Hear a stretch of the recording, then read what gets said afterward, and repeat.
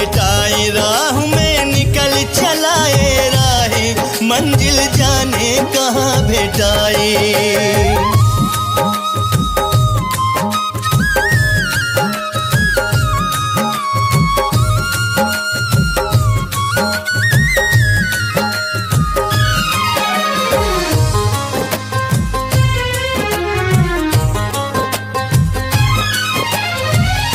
हमरो खातिर गढ़ले हुई है विधना रूप के रानी हो,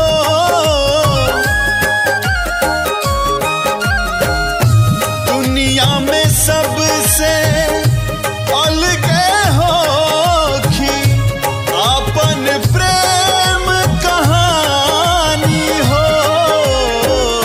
मन के मंदिरिया के हमरे मूर्तिया कई दे दीवाना होके ऐसन सुरतिया, जहिया एक झलक मिल पाई जिंदगी तहिए सफल हो जाए।